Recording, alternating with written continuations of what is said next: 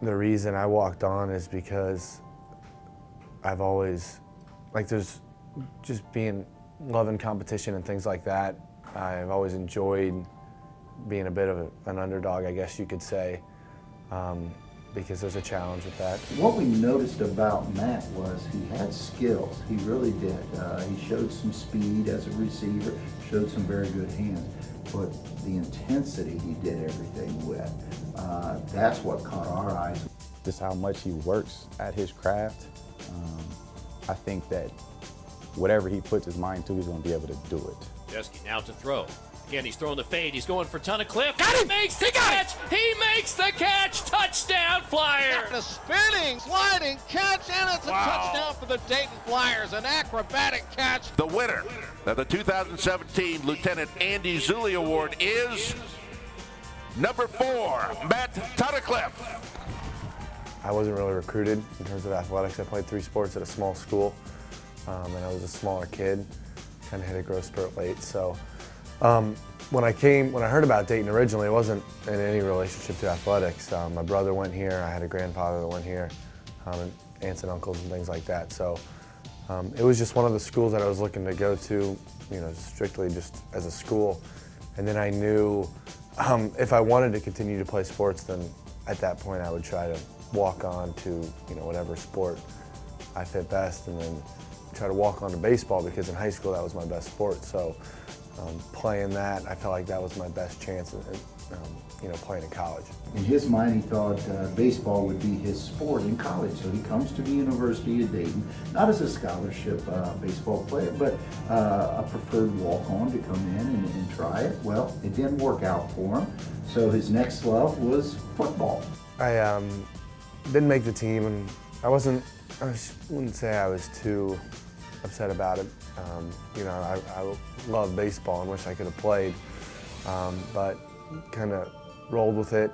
And then going into the spring, one of my floor mates, who's on the team now, Najim, and we just got to talking, and he was talking about how much he misses playing sports, whatever. He kind of was like, yeah, man, I would walk onto the team.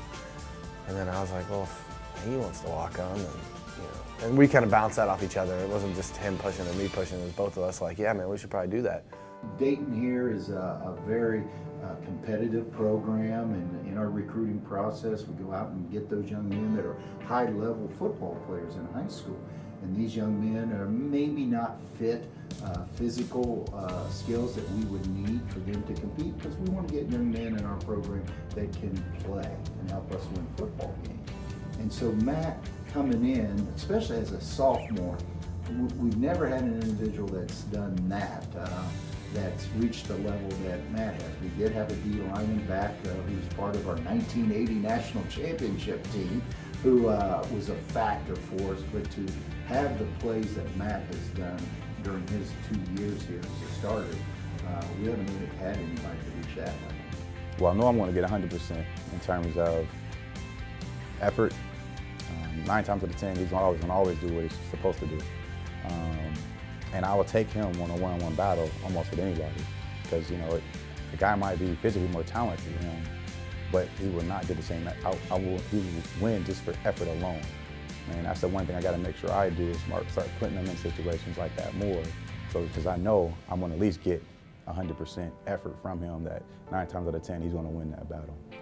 As a coach, I couldn't ask to have a better guy in the room, not only just physically what he can bring to the table, because he's never going to stop, but just more mentally and just the leadership that he brings to the table.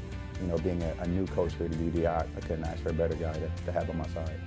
Even though I'm starting or get a lot of playing time, there's still things to prove and things like that. And not necessarily gotten there by any means, but I enjoy the challenge of it, and I think when I look back on it, that's what I just want to be able to know that I made the most out of my opportunity. And then also the relationship with the guys and the coaches is another huge part that I didn't necessarily foresee, because kind of when I was walking on, I just thought about it'd be cool if I could walk on and play or whatever. But 10 years down the road, I'm sure that looking back, it'll probably be mostly just memories. Jeske over the middle, has a receiver, and a great catch by Matt Tunnacliffe. He laid out, used every inch of his 6'3" frame to make that reception.